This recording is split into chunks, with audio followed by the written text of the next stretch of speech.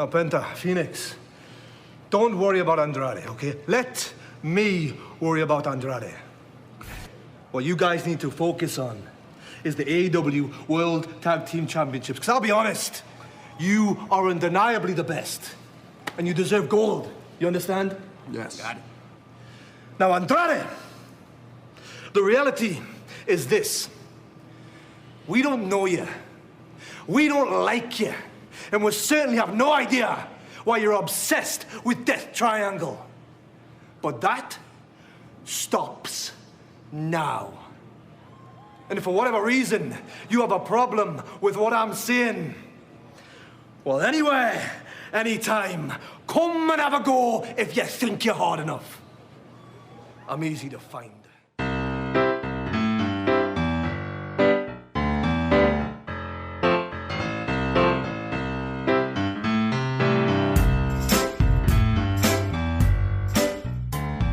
You're listening to Talk AEW, the official wrestling podcast of GoombaStomp.com and TiltMagazine.net. I'm Marika McDonald, joined as always by Mr. Aaron Santos. Hello, AEW fanhousens. And of course, the editor-in-chief of GoombaStomp.com and TiltMagazine.net, the ravishing Ricky D. First time I'm awake this early in 2 weeks because I'm on vacation. It's all because of Rampage, because we decided to record the show on Saturday morning, and I actually watched Rampage live on a Friday night despite not liking the time slot, and I had so much fun. Mm-hmm. Woo, we're old. Yep. Hey, I went out on Thursday, and it was dead downtown. This is like Montreal Pride, so usually it's like even a Thursday would be like a million people downtown, and it was like, I guess because of the pandemic, like, there's no point in going out, so I might as well just watch wrestling at home until the stupid pandemic like disappears. Yeah, we're gonna be here for a while. Well, we're gonna talk about Rampage in our main event, but before then, I believe Rick has some questions. All right, I swear to God, this week I don't have many questions. It's gonna be really, really short. Okay, we always say that. We always say it's going to be short. Famous last words. First question. Did anyone notice that this past week on Dynamite, it was episode 99?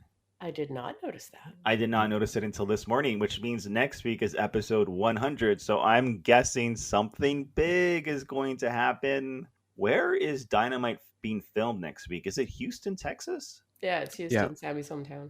That's too bad. Sammy doesn't have a shot at a title. Any title. Well, I mean, there is the whole, like, Sammy has a match plus a big announcement, so there's something to look forward to. Wait, Sammy has a big announcement? He's getting an announcement. Mm-hmm. Like during his match, like it's been promoted on the card that he has a big announcement after. Wow. Okay, now I'm excited. All right, next question. So, way back when we started a podcast, it was not long after that we saw the debut, the premiere, the first appearance of Top Flight. And Mariko, do you remember that I went crazy with this tag team and called them like my new favorite tag team, and I love Dante Martin? Yes, you wanted to build the entire company around them. I actually tried to get them on the show because Patrick Murphy, one of our editors over at GoombaStomp, actually somehow knows them. I think he used to work with one of the two brothers. Anyways, so Dante Martin pretty much stole the show this past week. So are we convinced that he's going to be one of the biggest stars in the future or not? I think so. Yeah. They're both going to be huge. Just needs to get back from injury, his brother. But no, they're obviously going to be huge. And like the thing about Dynamite this week was like none of the matches had like what I would call stakes. Mm-hmm. Like there weren't any storylines getting resolved or continued or anything like that. The matches seemed kind of really random and kind of fillery. They wanted to save the big matches for the premiere of Rampage, which totally makes sense. But then it's like, okay, so we got to just book fun matches. Like we don't have any storylines happening here, so they need to just be like super entertaining. And like the three best people they have working right now for getting an entertaining match out of someone who in this case was always going to be the elite, and like it has to be the Seidel brothers and Top Flight. Like they're the most entertaining, they're the most high flying, they're the fastest. So, you know, if you want to really wake people up, get them in the elite and put on a circus show. And yeah, it's great. It was great. That's all I could say. It was great. I mean, the whole Dante Martin spot was just amazing. He pulled this move, and I mean, he actually did two moves where I felt the athleticism was so over the top. It was so incredible. The way his body extends and the way he gets in the air, it reminded me of like Michael Jordan going for his famous slam dunk and the way he extended his body, and it's just pure poetry in motion. And if you watch it in slow motion, it's amazing. I actually retweeted two of his moves on our Twitter account because I was just blown away.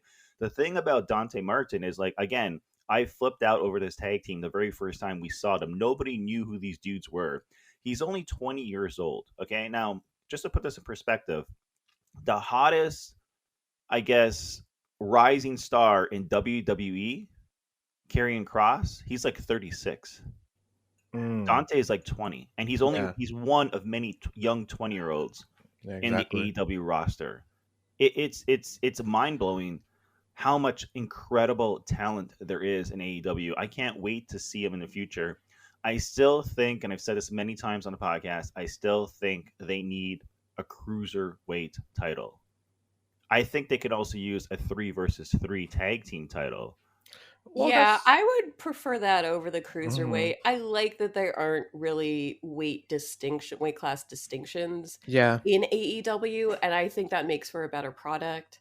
Yeah. That's kind of more like the Japanese style of doing things, and I much prefer it. Right, but I do think they need one more title. I would prefer the tag team title like you, but if not, give us, I don't know, because like the thing is, like, we're going to talk about this when in our main event, when we talk about Fuego, but like, you just can't have a guy like, I mean, you can, but it's, I mean, not like every so often, once in a blue moon, maybe have a guy like Dante Martin beat someone like Miro. But I mean, if someone like Miro is a champ, like, these guys stand no chance in winning a championship title. You know what I mean? So like, I just want to see this guy with, I mean, it's still early. I mean, his career just started. So like, it doesn't have to be today, this week, this year. It could be like next year, but have him win some big matches in the future. And I can't wait for oh my God, what is his name? Not Dante. Darius to come back. Yeah. All right. Malachi Black had yet another killer promo this week. At least I thought it was a killer promo. He said Cody had one foot in the grave and he wanted to put both feet in the grave for him. I'm paraphrasing here, but I mean, didn't Cody retire? Like, this promo, as amazing as this promo was. No, he didn't retire because he took his shoe. The reason why the promo makes no sense is because he defeated Cody. He defeated Cody by simply planting his foot over his body. And then Cody decided to retire. Yeah, but now he wants to retire him. But he wants to do it on his terms. I think it's devious and awesome. So he retired Cody, but it wasn't good enough, so he needs to do it again? Yep. He really wants to make sure that Cody is like well gone before he retires, it seems. I mean, I raved about this like for the past like 2 weeks. I love the storyline between these two men. I just found it confusing because Cody technically was trying to retire and he came out and interfered and stopped his whole like 10-minute Jesus Christ retirement speech to only say that he wants to put him in the grave and make him retire. I was like, okay, but that already happened. Confusing. All right. Last week and the week before, I raved about Daniel Garcia. And I think I know why I like this dude so much. I mean, there's lots of reasons, but I want to know, who does Daniel Garcia remind you of? It's not Randy Orton, if that's what you're asking. I actually think he reminds me of Randy Orton in terms of his facial expressions, the way he addresses the crowd, the way he looks around. Mm-hmm. You know what I mean? Like, it's like, not in terms of him in the ring wrestling. I think he has Randy Orton's personality, except he's from New York and has that heavy... Well, yeah, he has his mannerisms, as you would say. Like his mannerisms in the ring. Look, okay, put it this way.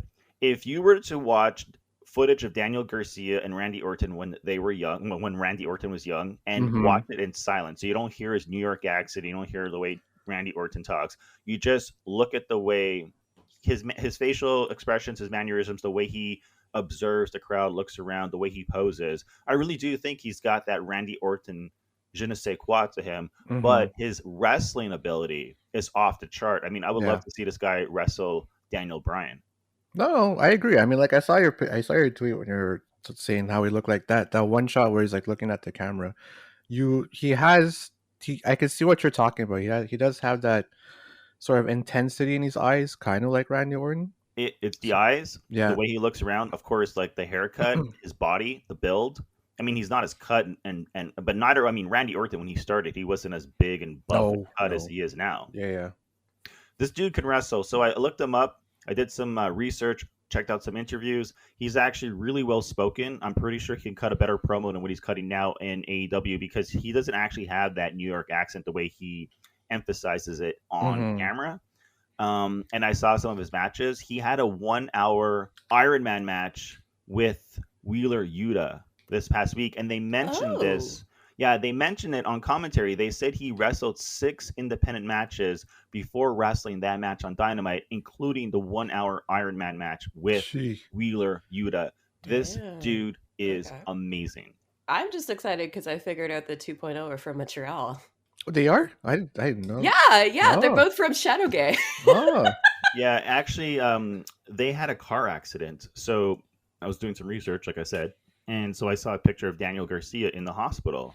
And so I don't know if they were on their way to Montreal or leaving Montreal to go back to the States, but they did a show here in Montreal, and they all got into a car accident and ended up in the hospital. This was like a year ago or a year and a half ago.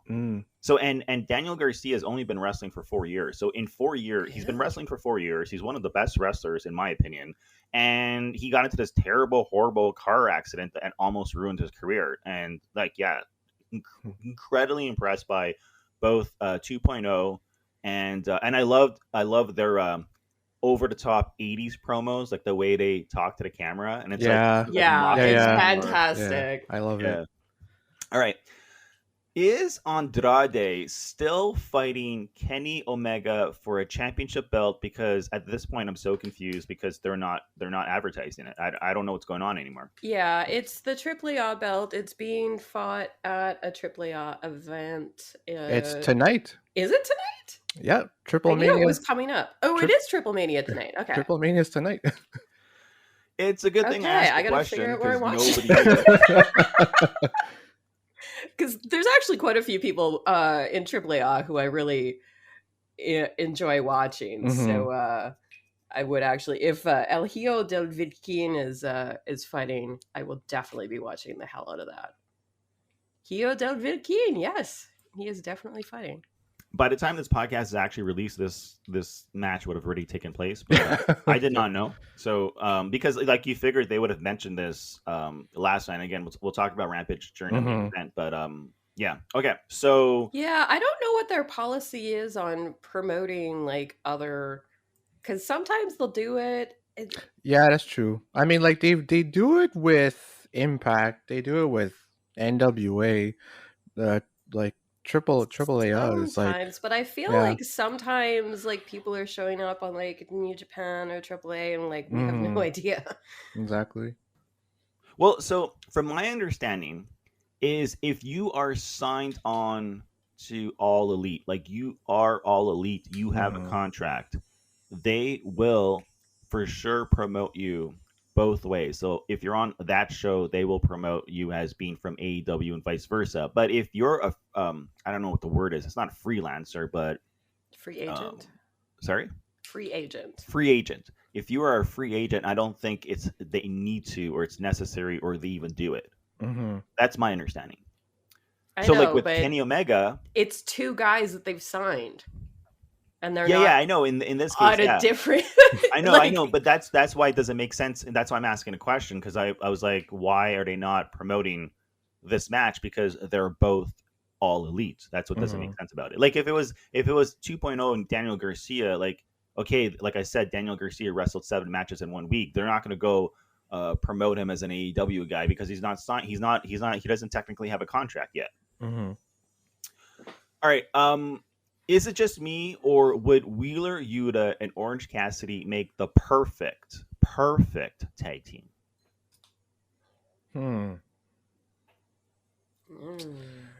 It's hard to say because I don't know much about Wheeler Yuta's personality though. But then again, like Orange Cassidy has his own personality and it just sort of stands out on its own. So I don't know. I really don't know. Yeah, like he seems like he'd be a fine foil or straight man for the Orange Cassidy-ness. Like he's young and kind of a blank slatey enough and goofy enough from hanging out with all those guys. Mm-hmm. I don't know. I mean, he's fine. He's good. Yeah, well, exactly. He's fine. He's good. I feel like he still needs a bit more, Yeah, like I will say I am surprised at how much TV time he's getting. Like, Mm-hmm. granted, they are all in these like mixed tag things, but I don't know. I don't think he's quite there. Like, he's good, but I don't think he's there yet. Yeah, exactly. I mean, everyone's gonna hate me because I'm still not like sold on Orange Cassidy being has. I understand why he's popular, and that totally makes sense to me because of his personality, the way he dresses, his I don't give a shit attitude, his laziness. I mean, he's so original. We talked about how unique he is and how we can't pinpoint anyone like him in the past. Like, we can't compare Orange Cassidy to a wrestler of the past. No. But No. I still don't think Orange Cassidy is, and I could be completely wrong, and maybe I am, but I just don't see this guy being able to win the world title, for example, like many people want him to win the world title, and actually hold that title for more than like 30 days and actually have exciting matches and realistic outcomes come out of it when you have such a heavy roster like AEW has now, which is only going to get bigger if people like Punk and Daniel Bryan start showing up. So, like, what do you do with Orange Cassidy? I guess you give him the TNT championship. Yeah, you can give him a TNT championship, but I mean, we have seen him in the spot for the World Heavyweight Championship. So, and he was able to like hold on his own. So, But that worked well because they are smart enough to make it. They made it a 3-way, and a lot of people don't like 3-way matches. This is why I like 3-way matches when it comes to single competition, especially for a world title, because when you have a guy like Orange Cassidy, and technically he shouldn't beat someone bigger and stronger and more popular and someone who has more wrestling experience than him, right? But when you have a match, it's 3-way, and you have Pac beating the crap out of Kenny Omega, he could just slide in, which is what he did, and try to steal a win. So that's why it makes sense and it works, right? But like Orange Cassidy, here's my problem. I don't like the Superman punch. I don't like anyone doing the Superman punch. Not him, not Roman Reigns, nobody. I think it's such a shitty finishing move. And like already he's small. I think the way he does it looks super impressive. it makes for great slow-mo. I think you're insane. Oh, I hate the Superman punch. I don't care who does the Superman punch. I hate it. It to me it's just not. It doesn't ever. He makes it look so good. I agree with Mariko though. He does. Orange Cassidy does make the Superman punch look good, better than Roman I'm not Reigns. saying everyone should be doing it all the time, but he figured it out. He makes it look good. I like watching him do it. And the way he throws that punch just makes it so. It feels like a finisher. He Yeah. makes it feel like a finisher. He makes it feel impactful. It's not like he's pulling it out all throughout the match. It comes in at a specific time, and when he misses it, it has consequences. I think he uses it super well. Yeah, I totally agree with Mariko. I mean, that's fine. People have different opinions. I just Yeah. think that I don't want to call him a one-trick pony because that's like hard. I'm not calling him a one-trick pony. Hold on, but if you go back and watch all of his matches, he does the same move over and over and over. Hands in a pocket. Let's do the slight kick. But that's what like people. reverse fist. But that's what people tune in to watch. I mean, the fans love it. Hey, what we can I talked say? about this before in the past. There's plenty of amazing, great, incredibly popular wrestlers in the past. Everyone from The Rock to The Ultimate Warrior who weren't necessarily great in the ring, but they worked. like the People's Elbow was kind of like a silly finishing move, but everyone loved it. The same thing with Sako. It's- anyway, Look, anyway. Orange Cassidy can prove me wrong. I do like him. I do like him in the ring. I do love his personality. I- I'll be I shocked think if he you're ever. thinking too much into it. Like if he needs to shift something, it'll happen naturally. You're Mhm. trying to think too far in the future for him, and I don't think you need to worry about it right now. I think he's got it sorted. Yeah, I'm not really worried too much into the future. I'm just looking at like 3 years of Dynamite, and all his matches play out the exact same way. I don't. They really I do. mean, He the rolls out whole of the ring. He series does with his whole hands in the pockets thing. But that's you his could thing. honestly say that about anyone with like an established moveset. I don't. Well, yeah, I mean, exactly. I mean, you I could say get what you're trying to say, but I disagree with you. you probably just don't like Orange Cassidy just how he's too laid back. That certainly rubs people the wrong way too. No, he views it as shticky and not wrestling enough. Mm. I mean, even like the way he dresses, like the dude wears the same shirt, the same jacket, the same jeans every match. It's the Canadian tuxedo. What's wrong with that? Even Jungle Boy finally changed the color of his trunks. Okay, so maybe he should wear like darker denims now. Do we think the Dark Order will soon split up? Oh yeah, because they did mention that there are factions forming, so I guess it's possible. I think AEW as a whole, they leave Easter eggs Mhm. lying around, and there are a lot of breadcrumbs. Yeah. And if the announcers, the commentary team, are going to go out of their way to talk about what happened with the Dark Order and to talk about how Evil Uno and Stu Grayson are not on the same page as the rest of the gang, Mm-hmm. there's a reason for it. Yeah, as sad as it makes me, like that probably is where we're going with all this. Yeah, we'll see what happens. I'd be very. I mean, I always feel like that eventually it's gonna happen, but I'd be pretty sad when it does happen, or if it does happen. It could lead to something really cool, like Bray Wyatt shows up and Well, yeah, Evil Uno and Stu that Grayson end up being by his side. that's what I was thinking. I mean, like if that's the story, if that's the direction that they're gonna go, it could Yeah, possibly like be.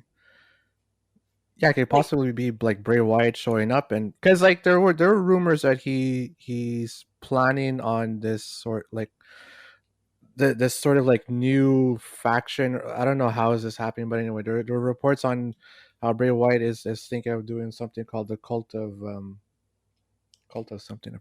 Sorry, I'm forgetting the last name, but it's like Cult of plan- Personality? no, not cult of personality. that's the other guy. That's the other guy. It was a cult of something. I think cult of Wyatt, but like if he goes to AEW, I don't know how he can still use that name.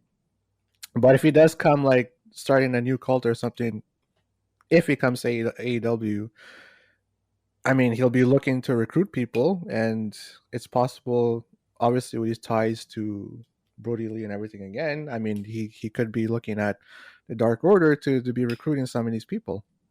That's true. Yeah, I mean, if they do break them up, it's not going to be the end of them as a faction. Like, Yeah. there's going to be different factions, and maybe they'll get back together again. But if they do break up, it's so that they can all get into bigger, better things. Mm-hmm.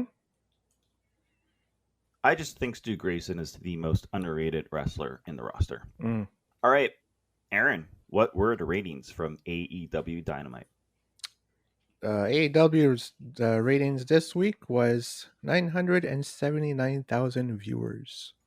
So the main event was Chris Jericho, and Britt Baker wrestled in the halfway. No, wait. She didn't even wrestle. She did not wrestle. No. She only came out and did a spot. Mm-hmm. I don't know. Isn't Jericho the demo god? You main event Dynamite and the ratings drop? Yeah, apparently they were beat by The Challenge, some MTV show.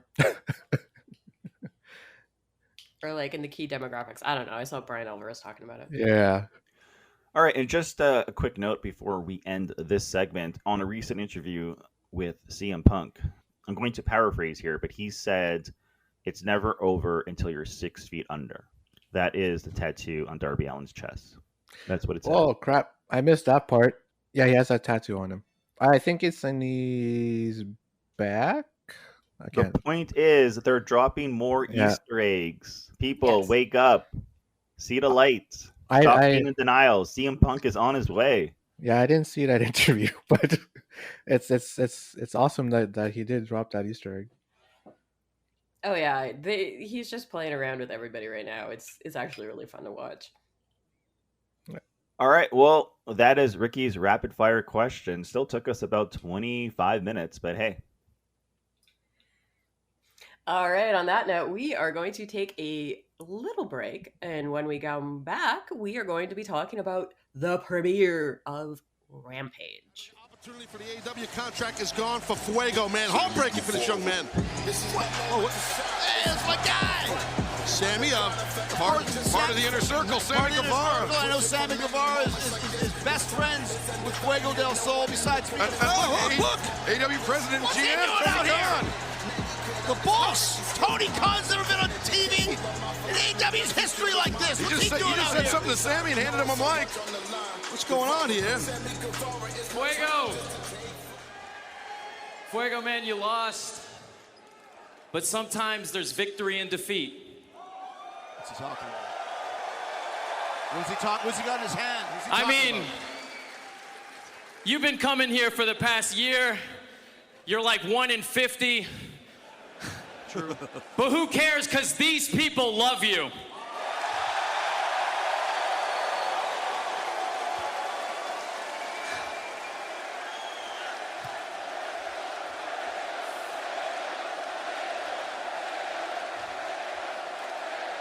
And Fuego, rather you know it, a lot of guys back there love you too.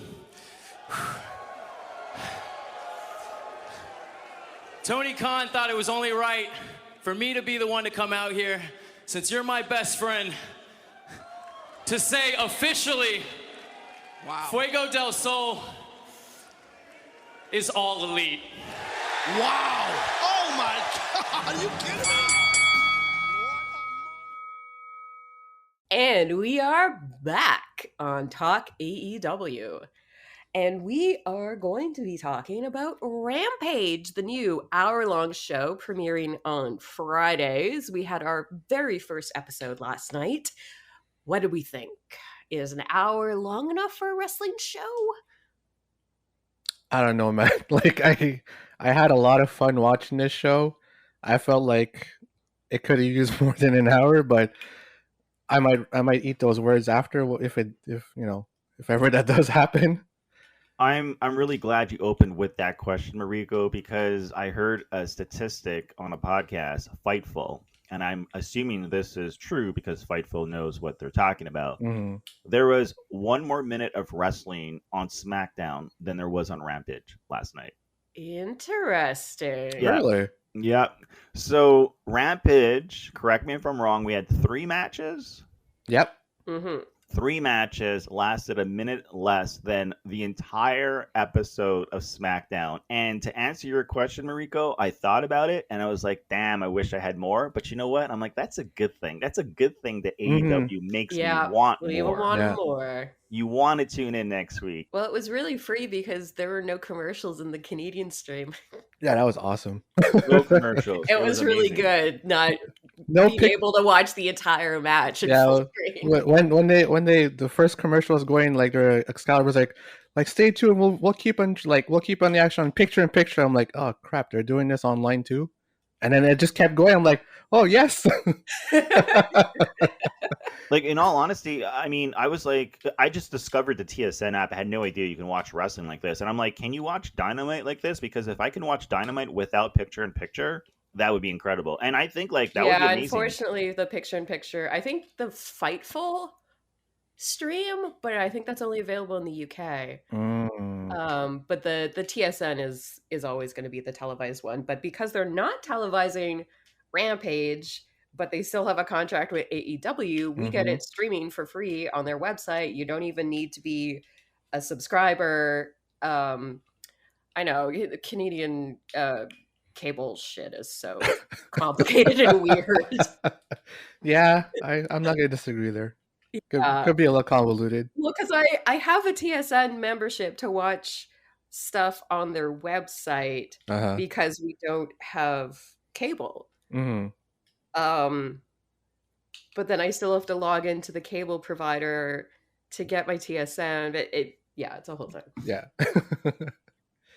But you know what? So I'm okay with an hour, but I'm not okay with 4 announcers, especially on a show that only lasts an hour, because it started okay. Like, it was promising, especially hearing Jericho actually feed the audience with a lot of exposition and backstory.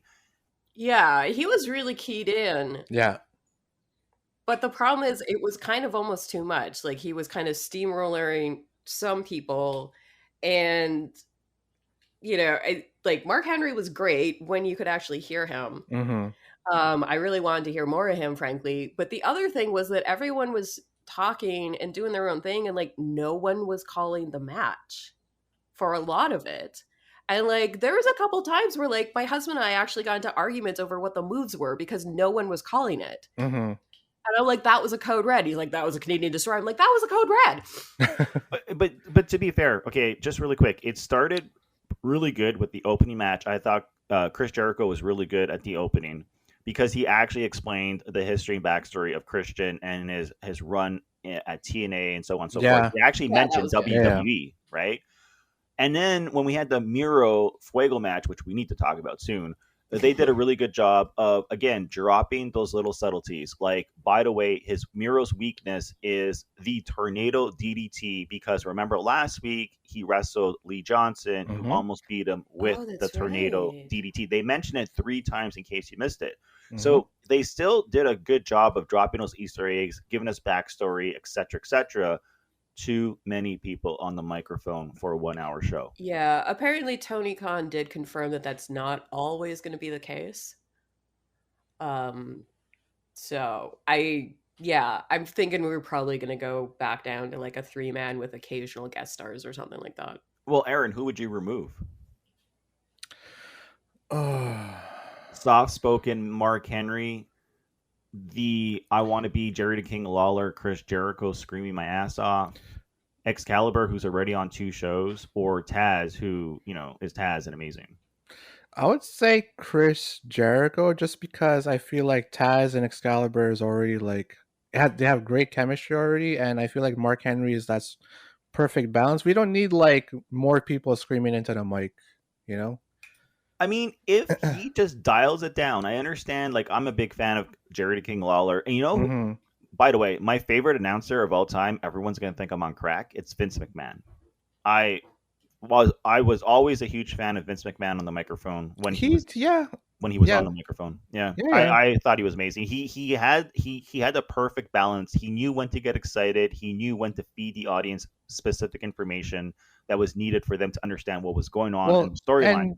And I remember he just sounds like a real wrestling fan calling the match. He sounds like a professional sports commentator. At least he did until he got a little like over the top and crazy later on when he actually became a personality in front of the ring and wrestling and stuff. But like back in the days, like go watch some of those early WWF pay-per-views, or even like whatever, any one of their shows. If Vince McMahon was on commentary, he did a good job. But going back to Rampage, I would actually remove Mark Henry and have Mark Henry do all the interviews backstage in the ring. I feel like just Mark Henry in that booth with like, if there were 3, just feels like, the even keel for I guess a broadcasting booth. Taz can be like Jericho. I mean, I feel like Jericho and Taz already are like the same person in the broadcasting booth. I don't know if I really need 2 of them, Yeah, because what they do is that they deliver that heelish commentary, because technically they're both heels. Yeah. And they deliver comedy. Yeah. They're not afraid to be goofy and make fun of themselves and, sort of sacrifice. I mean, like Taz will do things purposely so people make fun of him. You know, he's not stupid. Like when he sings the Jungle Boy song, he knows everyone is silly, but it's amazing. So I agree with you. Okay, you're right. Like, I mean, they cancel each other out. So like if you're going to remove one, you remove like Taz or Jericho. The thing is, if Jericho's not actually going to retire, there's no reason for him to be in the commentary booth. He could just do like every so often a special guest appearance and have like Mark Henry on the floor doing some interviews. But if he's not going to retire, then why the hell do you have Chris Jericho on your commentary booth? Because he's part of like major storylines. He's part of a major storyline happening right now, which is going to conclude next week on I'm Dynamite. wondering if they just did it as like a first episode thing to really bring the hype. Yeah, that's possible. Rampage, the very first episode, opens with a big match, I think. I mean, it's not technically an AEW title, but it's still a title. And it's Christian. And Christian beat Kenny Omega. And I think we all expected Christian to beat Kenny Omega for this title.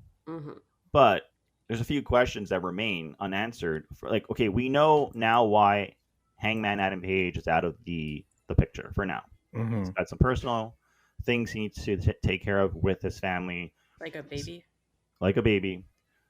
So that makes sense. But I'm still not sold on 2 back-to-back matches between Christian and Kenny Omega for championships.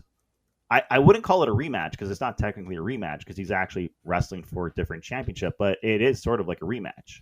Do we actually think that this is going to happen? Is this going to be the main event at the pay-per-view? Their big, huge pay-per-view? Like, are we really going to see Christian versus Kenny Omega? Well, we are going to see Christian versus Kenny Omega in All Out. If the question is Christian, if he's going to beat Kenny Omega, I think it's totally possible. I mean, it might sound crazy, but AEW has been building Christian up kind of like Goldberg right now. He's undefeated. He's undefeated. He's got his kill switch move, which no one has kicked out of yet. And he's got the spear. So they've certainly done a good job building him strong, despite some of how his earlier matches were not that great. But this was his best match by far. This was his best match. I'll agree. Like this probably was his best match. I just wonder if there's, and I think you're right. I think we are going to get the main event maybe not the main event, but we're going to get them at All Out. I'm just wondering if there was any chance that they would pull a swerve and I don't know, Christian gets injured and someone has to take his place, because now he's going to have to wrestle on Impact, right? Yes, to wrestle. He has to defend it on Impact. Like this week, he's going to be on Impact. Well, most likely he's going to have to be on Impact like this coming Thursday. It'll be really odd if he's not on Impact this week, considering he has a championship. Well, exactly. I mean, you're the Impact champion, and you're not going to make a show. You're not going to make an appearance on Impact, like. So. Anyhow, I thought it was a great way to open up the show. I mean, you have a guy like Christian who newbies, anyone tuning in for the first time to Rampage, who maybe watched WWE, especially back in the days, knows who Christian is. And then you have Kenny Omega, who's got he's like a big name around the world, not just in like America, like everywhere, for like big, huge wrestling nerds. And he's the belt collector, and he's losing his championship. So they're starting a new storyline here where he's going to slowly lose his belts and go crazy because he's already going crazy, which I guess will maybe potentially lead to them splitting up the Elite finally. Maybe it's entirely possible. I mean, like right now, last night was just the building blocks of, the fall of Kenny Omega. Okay, but Mariko, do you think that he's still going to hang on to the belt and lose it to Hangman Adam Page, or at this point, are they going to give up that storyline and he's going to lose it to someone else? I think we all need the Hangman catharsis. I don't know if it's gonna be with Kenny in the belt, but I mean, I think that's what we want. I don't know, like, because they've changed things so much, and there's so many surprises we have yet to see. Like we figure are coming, but we don't know how they're going to fit into the current storylines and whatnot. So I don't know. I don't want to predict too much because I feel like we're going to get some big surprises within the next couple of weeks. So I don't know. It's honestly what's going to happen at All Out is really anybody's guess. Mm-hmm. Yeah. How many people have held the world titles so far? 3 or 4? 3. Kenny Omega, Chris Jericho, John Moxley. Yep. John, yeah. And they've all held it for like 100 plus days, maybe 200 plus days. Mm-hmm.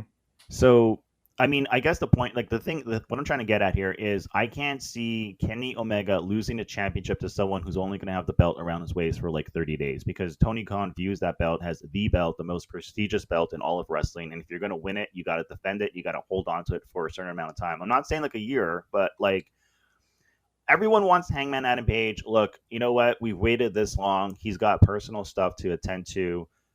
We can wait till 2023 at this point in time. Mm.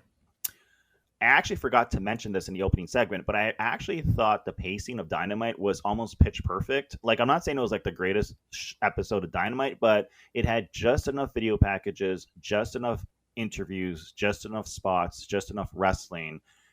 And they actually cut to commercial at the right time, each and every single time for the first time. Yeah, I do feel like the direction is getting better Way on better. Dynamite. And with Rampage, I felt the same. I felt for an hour show, there was just enough of everything. Enough wrestling, enough matches, enough promos, enough video packages. And I think like okay, so the next match was Fuego versus Miro. I lost my mind. I mean, to me, this is the highlight of the year for wrestling. Like, I actually almost legit cried. Like, I mean, I know. While it was happening, I was like looking in the group chat. I was like, Ricky's crying. I've been like a huge fan of Fuego for like ever because I follow Sammy's vlog and I used to watch Dark on a weekly basis. And I don't think he actually knew he was going to get the contract. Like I don't think he did. I don't think he knew either. Because when Tony Khan walked out with Sammy, he turned around, he was surprised, and when he saw him walk up, I mean, you could see the emotion. He was bracing himself against the ring to hold himself up. Like he was genuinely shocked. He was shocked because if not give this man an Oscar for his performance, like he was shocked. No, I mean, like I was tearing up as well too. I was like, oh, this is so sweet, you know, it really was a sweet moment, and having Sammy be the one to do it and everything. I mean, this is all just like warm fuzzies for everybody. It was great. But I also noticed he wasn't the only person tearing up.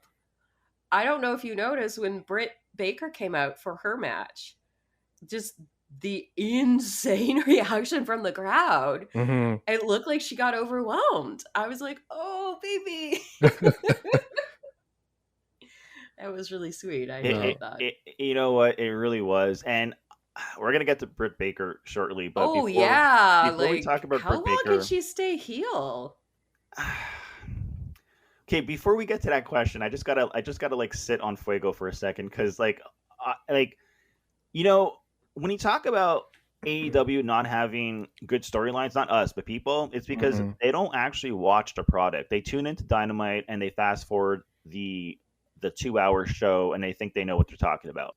You know, you don't watch Dark, you don't watch Elevation, you don't watch the vlogs, and maybe that's not your thing, and maybe that's a flaw. Sometimes AEW makes it a requirement, but makes it beneficial if you tune into the different shows. To me, that's like, I mean, Aaron, you're gonna agree with this. It's like reading comic books. You know, if you're reading Batman and you're not reading Detective Comics, you might be missing out on some storylines because those storylines and characters cross over in both comics, right? So that's the way I view AEW. And I talked about this a while back. Tony Khan's, I'm going to use the word cinematic wrestling universe, even though it's not technically in the cinema. I don't know what better word to use. Tony Khan's wrestling-verse. Tony Khan's wrestling-verse, right? I mean, this is the thing. Like, if you don't know who Fuego is, if you don't watch Dark, if you don't watch Sammy's vlog, I mean, you missed out on one of the best storylines Yeah. ever in AEW. I mean, this is a man who lost every single match, every single week. Was And flying out on his own dime with yeah, children. Yep. That man has children. Yep. I mean, this is a man who was working, I mean, I think a minimum wage paying job, you know, and he has kids, and during a pandemic, Yeah, there's the he whole really thing needed about money. how he got fired from Burger King. Like, Yeah. part of his storyline. Like, yeah. And this is a man who needed money. Tony Khan hired him during the pandemic, and he worked his ass off, and the crowd fell in love with him, especially because of his appearances on Being the Elite and Sammy's vlog. Well, his chemistry, especially with Dustin. Oh my god, I love them together. It's so silly. I love it. I loved it. I loved it. Come here, boy.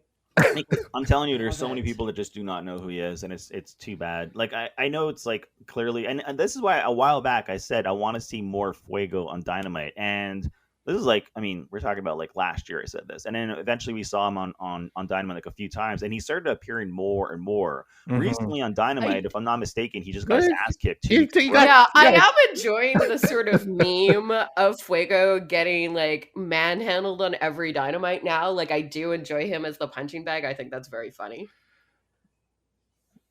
I kind of wanted him to join Andrade just so Andrade could beat him up every week, because I think that'd be hilarious, but that's just me. Anyhow, I thought it was the biggest emotional pop for me as a fan since probably the biggest emotional moment for me as a fan since Bianca Belair won the title at WrestleMania, because I was a huge fan of her forever. So you want to talk about Britt Baker? Yeah, let's talk about Britt's Britt. I don't know why people have a problem with the ending of this match, because okay, like to me it makes sense. Like I don't see a problem with her still doing her heelish tactics, because they want to keep her as a heel but have the fans actually still cheer for her. I think the bigger problem was that they were booing Red Velvet. Yeah. Really? Because I understand why. I mean, I'm sorry. I'm not a fan of Red Velvet. I think she's in the position she's in because she's friends with Brandy. I mean, I don't have any insider information, but I disagree with that. I understand why you would say that, but I think she's been doing the work. I mean, she has been boosted potentially a little bit above her station, but I mean, part of that is like, as you know, as enthusiastic as we are about the women's division now, it is still kind of thin. So, you know, people who are maybe like, you know, 3/4 of the way there, not 100%, are going to be in higher positions that maybe they'd be other places. But I think she's a fine wrestler. I think she's improved dramatically since she debuted. I think she had a good showing. I mean, look, I'm not saying she's terrible. I don't think that she was or is good enough yet to be in that position to main event Rampage, the first episode, against someone as iconic right now as Britt Baker. Okay, who would have? Because that's my issue. I've been on the record to say Penelope Ford is severely underused. You know, everyone loves Statlander. They introduced Jade, and they haven't done much with her. I know she's still new, but still, there's plenty of women on the roster. They just haven't had as many chances to wrestle as Red Velvet. I mean, Big Swole. I would prefer to see Big Swole over Red Velvet any day. It's entirely I do think like she did have a title shot, but yeah, I don't know. But you know, the thing is, maybe one of the reasons why I'm not big on Red Velvet too is because they sort of played her out as a heel, like last week and this week. I know she's in Pittsburgh. Well, I feel like they have no choice, because no matter what, She was going to get booed like a heel regardless of what she did. So they had to like cut her somewhat as a heel. I mean, right? But then why have the heelish move by Britt Baker at the end of this match when you have Red Velvet acting like a heel? Make up your mind. Well, it's heel in the match and heel out of the match. But I mean, what was happening in the match, that was because of the crowd. That wasn't like, honestly, I saw Britt call a couple of audibles, and I think they did change things up just because the crowd was so behind Britt and so not behind Red Yeah. Velvet. They Yeah. hated her Yeah. guts. It's I gotta be honest. I was with the crowd. I was like, get out of the ring. I don't want to see you. well, yeah. I mean, when the crowd energy is clearly towards like Britt Baker, I mean, it's hard. It's hard to put like Red Velvet over as the babyface in this match, no matter how much like Britt is doing every heel tactic possible to like get the crowd to boo her, but it just was not flying. Yeah. Well, and also like the story of the match was Britt's wrist, Yes. her broken arm, and then I mean having Red Velvet just work on it the entire match is like, Mhm. I mean, yes, you could say it's scrappy wrestling move, but it's healy tactics, and Yeah. it's making Britt the babyface. She's the one Mhm. fighting through the pain. She's the one fighting through the injury. So it did confuse me at the end that we doubled down on her as a heel, but like on the other hand, like she's so good at it. Mm. But like she's so good at it, we love her. That is the funny part, right? Like she's so good at being a heel that we love her.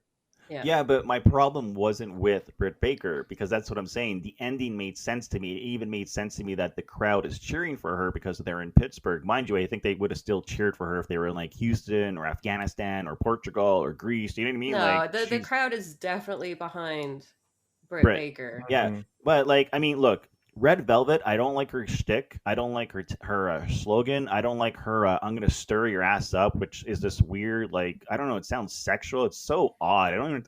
Well, because Red Velvet is a cake. It's baking terms. What is it, a baking show? But that's what. But Red Velvet is a Well, cake. stirring it up is stirring up drama. If you Sorry. told me you're gonna stir Yeah. up your ass and then bake a cake for me, I wouldn't want to eat a cake. Like, what is this talk? Oh my god. I don't like her theme song. I don't like the way she dresses, her wrestling attire. I don't think she's good on the microphone. Wow, my tell us how gosh. you really feel, I don't Ricky. think she's good on the microphone. I don't think she makes a good heel. I think she makes a better face than a heel. Yeah, No, she she's definitely a yes, face. It definitely was a just face. that one match because Mhm. people love Britt Baker. Any other person she was wrestling, she would have been face. If they did this anywhere, if they did this match anywhere outside of Pittsburgh, she probably would have been booed. Maybe she would have been booed. I'm not gonna like 100% double down on that. The good news is they had the good idea of having a women's championship match as the main event, which I think is a good thing, especially for the women's division, because it's still we lacking need talent. more of that. Frankly, we just need more women on TV. Period. Yeah.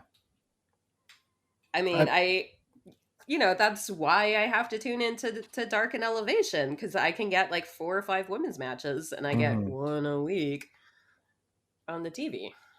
Well, they just introduced also a new women's wrestler, Jamie This is Hayter. true. So it'll be interesting to see how, because she's like full on heel, and they're aligning her with Britt Baker. So I don't know. Maybe something will happen with that. I'm very curious. It's called Rebel being jealous and starting a feud between her and Hayter.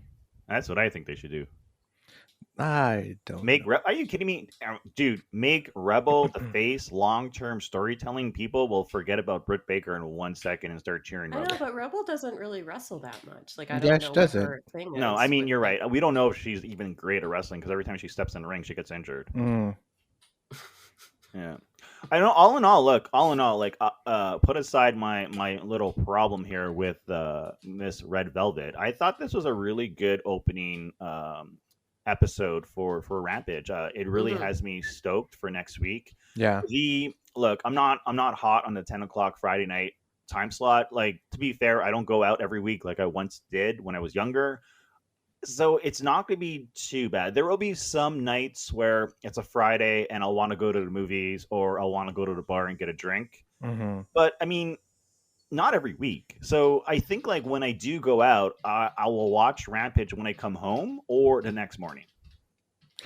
That is my issue, though. I mean, like considering that, like we're watching it live on TSN. I mean, this is talking about the TSN.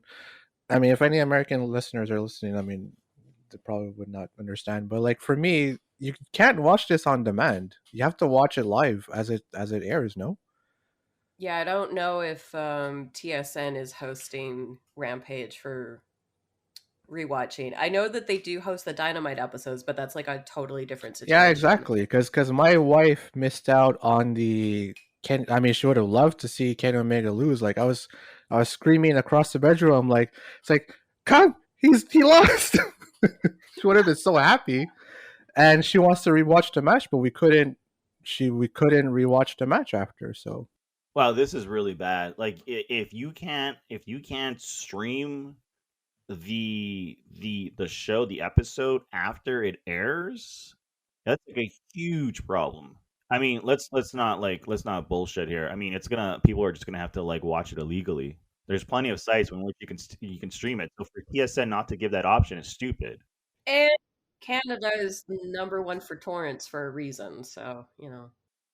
You don't have to use torrents. You can stream it on. I mean, I'm not going to mention. I know, but I'm just saying, like, Canada is the capital of streaming media. Yeah, that's also because the laws aren't as severe as it is in say the US. Like, I mean, if you get caught, you can still get in trouble. But also because we just can't get access, but we all have internet.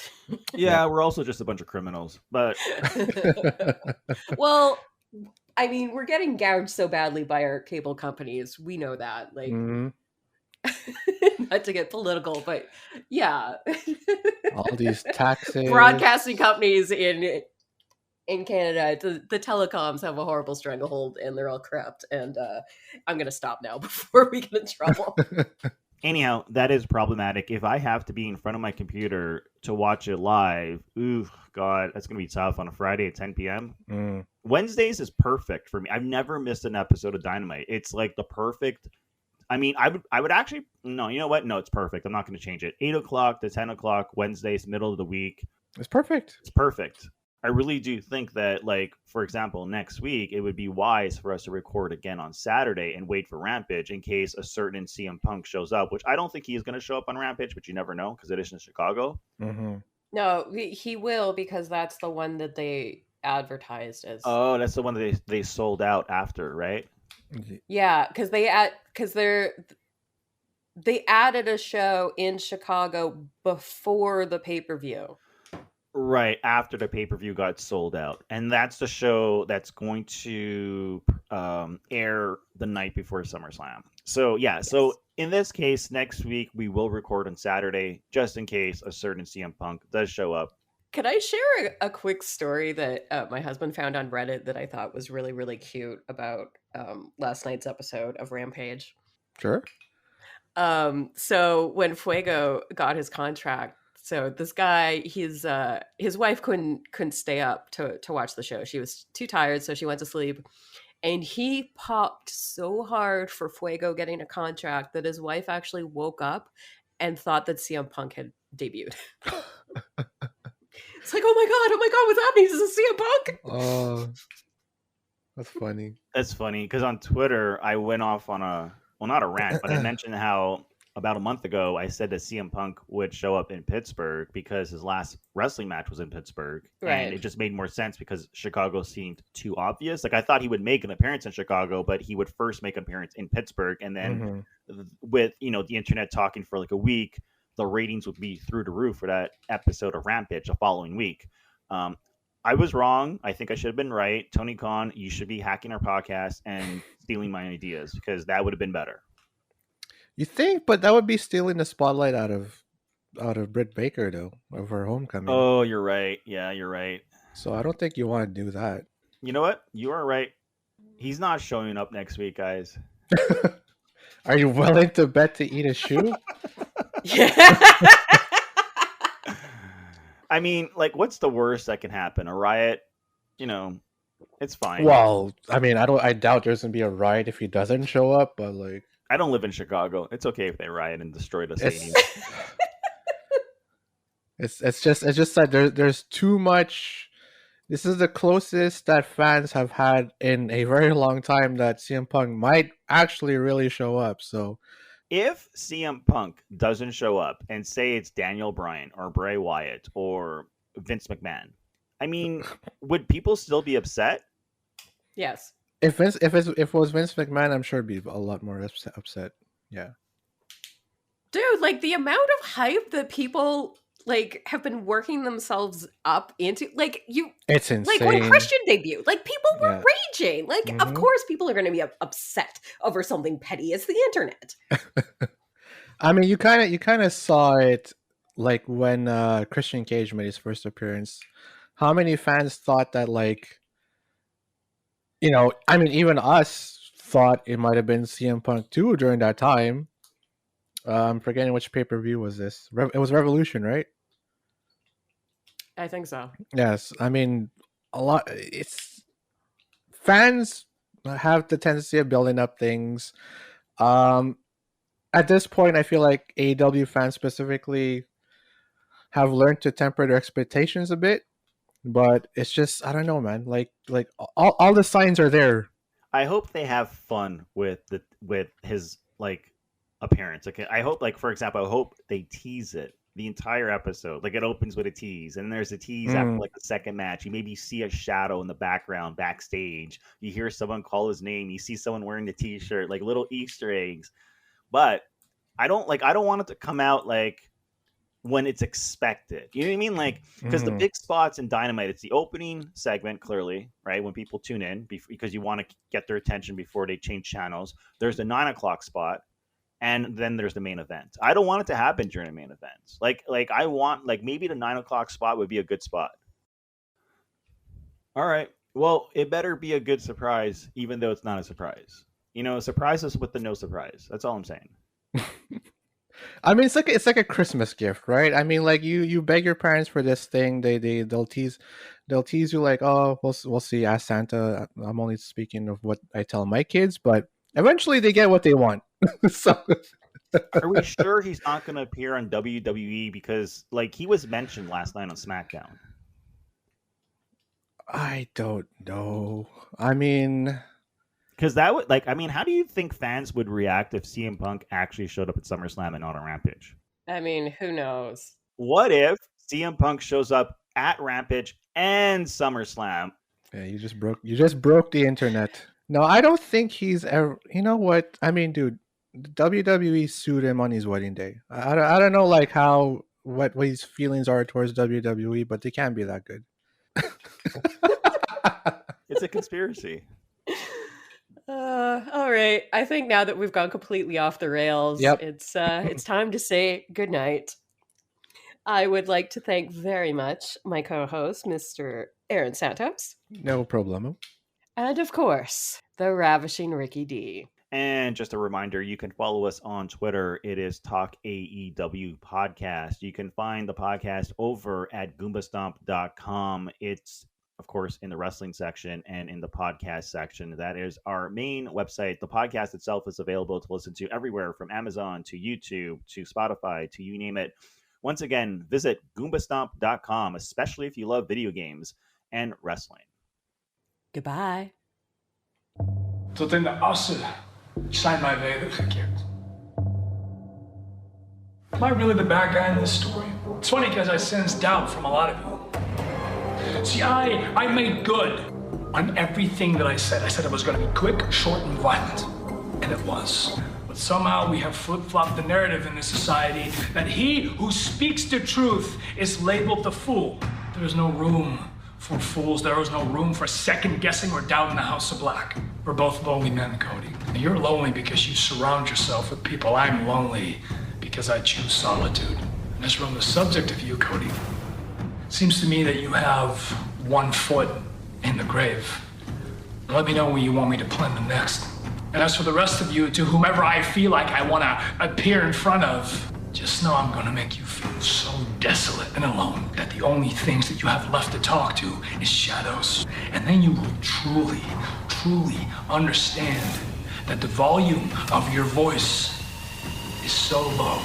Now you've realized that you've been arguing with God.